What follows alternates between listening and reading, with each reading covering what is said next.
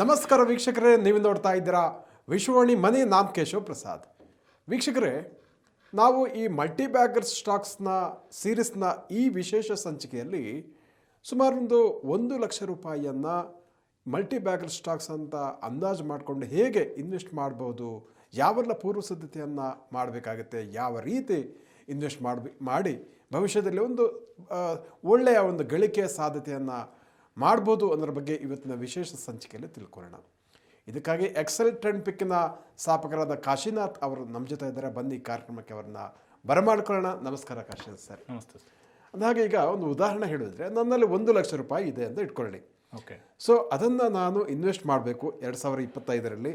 ಇನ್ನೊಂದು 10 ವರ್ಷ ಆದಮೇಲೆ ಒಂದು ಮಲ್ಟಿ ಬ್ಯಾಗರ್ ಸ್ಟಾಕ್ ಆಗಿ ಪರಿವರ್ತನೆ ಆಗ್ಬಹುದಾದಂಥ ಷೇರುಗಳು. ಸೊ ಹಾಗಾಗಿ ಈ 1,00,000 ರೂಪಾಯಿ ಭಾಳ ಕಷ್ಟಪಟ್ಟು ಸಂಪಾದನೆ ಮಾಡಿರೋಂಥ ಹಣ. ಸೊ ಅದನ್ನು ಅಫ್ಕೋರ್ಸ್ ನನಗೆ ಸಾಕಷ್ಟು ಪ್ರಶ್ನೆ ಇರುತ್ತೆ, ಹೇಗೆ ಇನ್ವೆಸ್ಟ್ ಮಾಡಬೇಕು, ಯಾವ ಸ್ಟಾಕನ್ನು ಬೈ ಮಾಡಿದ್ರೆ ಒಳ್ಳೆಯದು. ಸೊ ಇದಕ್ಕೆ ನಿಮ್ಮ ಸಜೆಷನ್ ಏನು ಹೇಳ್ತೀರಿ, ನಿಮ್ಮ ಒಂದು ಗೈಡೆನ್ಸ್?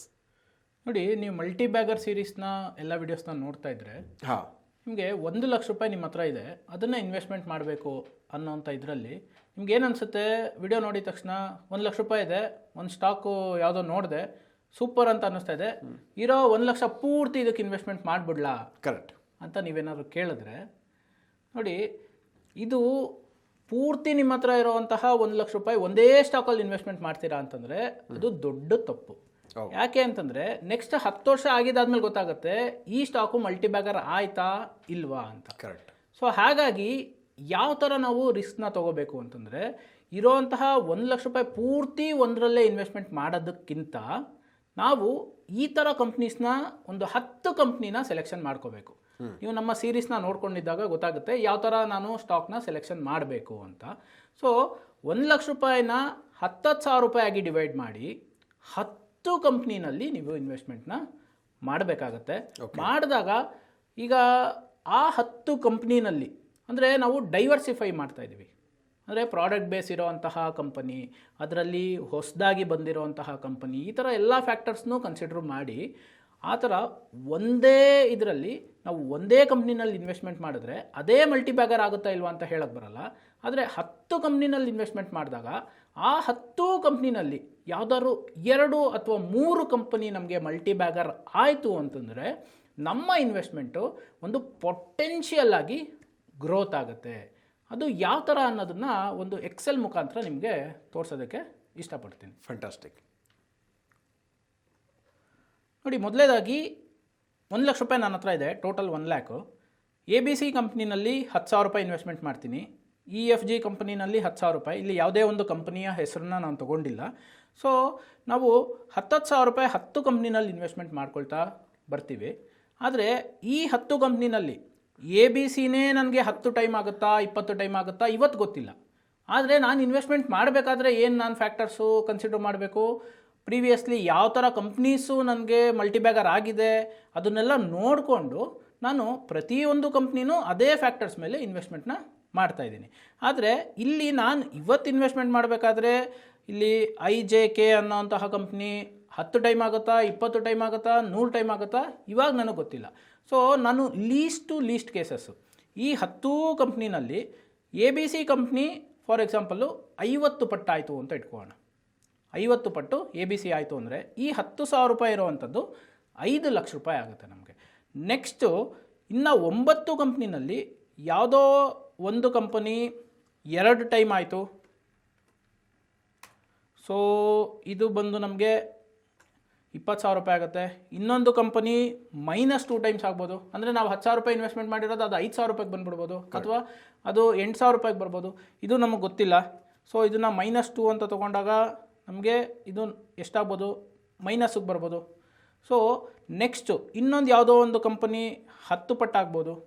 ಇನ್ನೊಂದು ಕಂಪ್ನಿ ಅಷ್ಟೇ ಇರ್ಬೋದು. ಅಂದರೆ ನಾವು ಎಷ್ಟು 10,000 ರೂಪಾಯಿ ಇನ್ವೆಸ್ಟ್ಮೆಂಟ್ ಮಾಡಿದ್ದೀವೋ ಅಷ್ಟೇ ಇರ್ಬೋದು. ಇನ್ನೊಂದು 2ರಷ್ಟು ಆಗ್ಬೋದು, ಇನ್ನೊಂದು 1.5 ಟೈಮ್ಸ್ ಆಗ್ಬೋದು, ಇನ್ನೊಂದು 2.5 ಟೈಮ್ಸ್ ಆಗ್ಬೋದು, ಇನ್ನೊಂದು -3.5 ಟೈಮ್ಸ್ ಆಗ್ಬೋದು, ಇನ್ನೊಂದು 10 ಟೈಮ್ಸ್ ಆಗ್ಬೋದು, ಇನ್ನೊಂದು ಕಂಪ್ನಿ 40 ಟೈಮ್ಸ್ ಆಗ್ಬೋದು. ಸೊ ಇಲ್ಲಿ ಇವತ್ತು ನನಗೆ ಯಾವುದು 50 ಆಗುತ್ತೆ, ಯಾವುದು 40 ಟೈಮ್ಸ್ ಆಗುತ್ತೆ, ಯಾವುದು 3.5 ಟೈಮ್ಸ್ ಆಗುತ್ತೆ ಅಥವಾ -3.5 ಟೈಮ್ಸ್ ಆಗುತ್ತೆ ಅನ್ನೋದು ಇವತ್ತು ಗೊತ್ತಿಲ್ಲ. ಆದರೆ ಇದೊಂದು ಸಿನಾರಿಯೋ ಈ ಥರ ಆಗ್ಬೋದು ಅಂತ. ಈ ಥರ ಆಯಿತು ಅಂತಂದರೆ ನಮಗೆ ಟೋಟಲ್ಲು ನಮಗೆ 1,00,000 ರೂಪಾಯಿ ಇರೋವಂಥದ್ದು ಹೆಚ್ಚು ಕಡಿಮೆ, ಸೊ ನಮಗೆ ಇದರ ಟೋಟಲ್ಲು ಹೆಚ್ಚು ಕಡಿಮೆ 10,00,000 ರೂಪಾಯಿ ಆಗುತ್ತೆ. ಅಂದರೆ ನಿಮ್ಮ ಇನ್ವೆಸ್ಟ್ಮೆಂಟ್ ಏನಿದೆ ಇವತ್ತು ಅದು ನೆಕ್ಸ್ಟ್ 10 ವರ್ಷದಲ್ಲಿ 10 ಪಟ್ಟು ಆಗುತ್ತೆ. ಇದನ್ನು ನಾನು ಒಂದು ಬೆಸ್ಟ್ ಪಾಸಿಬಲ್ ಅಂದರೆ ವರ್ಸ್ಟ್ ಪಾಸಿಬಲ್ ಸಿನಾರಿಯೋ ಅಂತಲೂ ತೊಗೋಬೋದು, ಬೆಸ್ಟ್ ಪಾಸಿಬಲ್ ಸಿನಾರಿಯೋ ಅಂತಲೂ ತೊಗೋಬೋದು.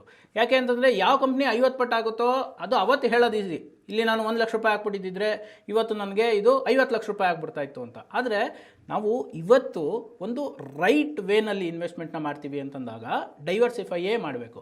ಈಗ ನೀವು ಬಿಗ್ ಬುಲ್ ರಾಕೇಶ್ ಜುಂಜುನ್ವಾಲಾ ಅವ್ರನ್ನ ಎಕ್ಸಾಂಪಲ್ ತೊಗೊಂಡ್ರು, ಅವರು ಟೈಟಾನಲ್ಲಿ ಒಂದು ಬಿಗ್ ಅಮೌಂಟ್ ಇನ್ವೆಸ್ಟ್ಮೆಂಟ್ ಅಂದರೆ ಬಿಗ್ ಅಮೌಂಟ್ ಗ್ರೋತ್ ಆಯಿತು ಅವ್ರದ್ದು.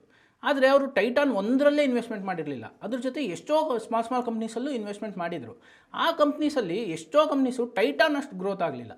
ಆದರೆ ಟೈಟಾನು ಒಂದು ಬಿಗ್ ಲೆವೆಲ್ಗೆ ಬೆಳೆದಿದ್ದಕ್ಕೆ ಅವ್ರಿಗೇನಾಯಿತು, ಆ ಸ್ಮಾಲ್ ಇನ್ವೆಸ್ಟ್ಮೆಂಟ್ ಮಾಡಿರೋದಕ್ಕೆ ಏನು ರಿಟರ್ನ್ಸ್ ಬರಬೇಕೋ ಅದಕ್ಕಿಂತ ಜಾಸ್ತಿ ರಿಟರ್ನ್ಸು ಟೈಟಾನ್ ಒಂದರಲ್ಲೇ ಬಂತು.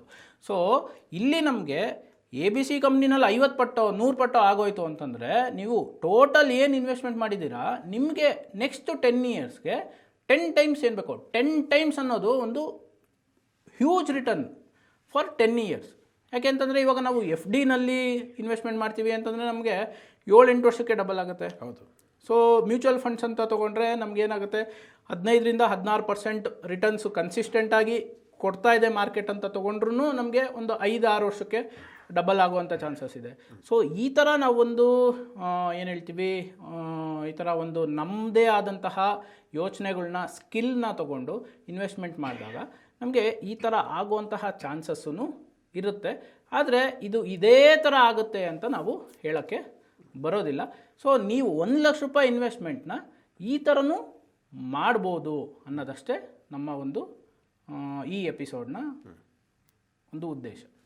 ಸರ್ ಭಾಳ ಚೆನ್ನಾಗಿ ಹೇಳಿದ್ರಿ. ಒಂದು ಮಲ್ಟಿ ಬ್ಯಾಗರ್ ಶೇರ್ ಅಂದರೆ ಏನು, ಅದರಲ್ಲಿ ವರ್ಗೀಕರಣ, ಪ್ರಾಡಕ್ಟ್ ಬೇಸ್ಡ್ ಕಂಪ್ನಿ ಯಾವುದು, ಮತ್ತು ಈ ವೆಬ್ಸೈಟ್ ಹೇಗೆ, ಅದರ ಮೂಲಕ ಯಾವ ರೀತಿ ಮಾಹಿತಿಯನ್ನು screen.in ಮೂಲಕ ನಾವು ಮಾಹಿತಿಯನ್ನು ಪಡ್ಕೊಳ್ಬೇಕು, ಯಾವೆಲ್ಲ ಪ್ಯಾರಾಮೀಟರ್ಸ್ನ ಬಳಸ್ಕೊಳ್ಬೇಕಾಗುತ್ತೆ ಅನ್ನೋದ್ರ ಬಗ್ಗೆ, ಎಗೈನ್ ಪ್ರಾಡಕ್ಟ್ ಬೇಸ್ಡ್ ಕಂಪ್ನಿಗಳಲ್ಲಿ ಯಾವ ರೀತಿ ಆಯ್ಕೆ ಮಾಡ್ಕೊಳ್ಬೇಕು ಅನ್ನೋದನ್ನು ಹೇಳಿದಿರಿ. ಕೊನೆಯದಾಗಿ ಈ ಸಂಚಿಕೆಯಲ್ಲಿ ಸುಮಾರು ಒಂದು 1,00,000 ರೂಪಾಯಿ ಹಣವನ್ನು ಯಾವ ರೀತಿಯಲ್ಲಿ ಡೈವರ್ಸಿಫೈಡ್ ಆಗಿ ಇನ್ವೆಸ್ಟ್ಮೆಂಟ್ ಮಾಡೋದ್ರ ಮೂಲಕ ಒಂದು 10,00,000 ರೂಪಾಯಿ ತನಕ ಕೂಡ ಅದನ್ನು ಪೊಟೆನ್ಷಿಯಲ್ ಇರುತ್ತೆ ಅನ್ನೋದ್ರ ಬಗ್ಗೆ ಭಾಳಷ್ಟು ಉಪಯುಕ್ತವಾದ ವಿಚಾರಗಳನ್ನು ತಿಳಿಸಿಕೊಟ್ಟಿದ್ದೀರಿ. ಅದಕ್ಕಾಗಿ ಧನ್ಯವಾದಗಳು.